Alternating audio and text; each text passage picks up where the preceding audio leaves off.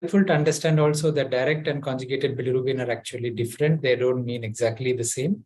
And it depends on the direct reaction before addition of an accelerating agent. So the common test is the diazo or the Vandenberg method. And this doesn't specifically measure the conjugated bilirubin, but it measures the direct bilirubin, which reacts with the reagent before an accelerating agent is added. So the direct bilirubin includes conjugated bilirubin and delta bilirubin. And because of this factor, the direct bilirubin often goes up when the total bilirubin goes up suddenly. So you are screening a baby with jaundice around day 3, day 4, you see a sudden rise in the total bilirubin to 20, for example, from 15. And then the direct bilirubin goes up from 1 to 3 suddenly. But the next day, if you repeat, the direct bilirubin starts coming down.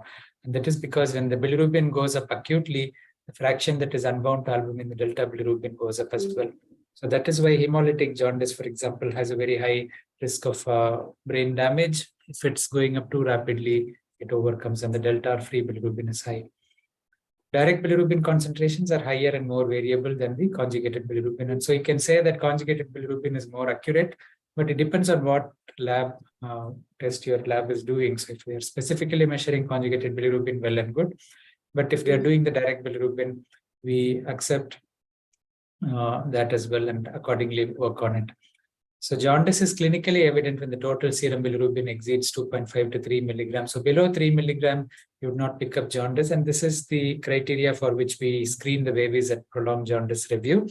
I told that for breastfed or preterm babies who still jaundiced at 3 weeks, if they're visibly jaundiced, that is if the level exceeds, or you do a transcutaneous bilirubin and it is above this cutoff, that is when you consider doing the total and direct bilirubin fractions so that you can identify pathologic cholestasis at the earliest possible. So you must have seen the recent AAP guideline update for neonatal jaundice. In that, the comment made about direct bilirubin is using the North American and European Society for Gastroenterology, Hepatology and Nutrition. They define a direct serum bilirubin more than 1 milligram per cent as normal. If they're using conjugated bilirubin, they use a level of more than 0.3 milligrams per deciliter. The positive predictive value for biliary atresia and other causes of pathologic cholestasis can be greatly improved if you repeat the measurement within a few days to 2 weeks. So you're picking them up at 2 weeks, then it's okay to repeat it after a week or so to see the trend if it is borderline. But you don't want to miss it beyond 3 to 4 weeks, because earlier the diagnosis is made, the quicker you can initiate the pathway to treat. An increase in the direct or conjugated bilirubin concentration suggests the possibility of pathologic cholestasis. And here again, the previous possibility of direct bilirubin more than 20% of the total is no longer regarded as necessary, because by the time you see these babies, I think someone is not muted. Can you mute yourself?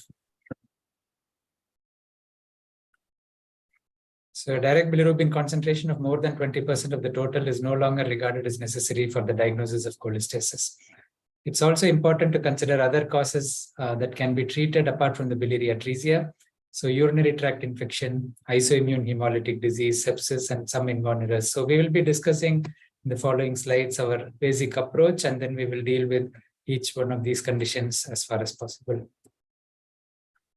So in my practice, as well as a recommendation from the other guidelines, it's a good practice to include conjugated or direct fraction of bilirubin at initial assessment. So the first time you do a blood test for jaundice for whatever reason, include the conjugated fraction in it. At least you'll have a baseline, and as I will discuss later, there are studies which show that the direct bilirubin fraction is slightly high in the babies who are picked up later having abnormality.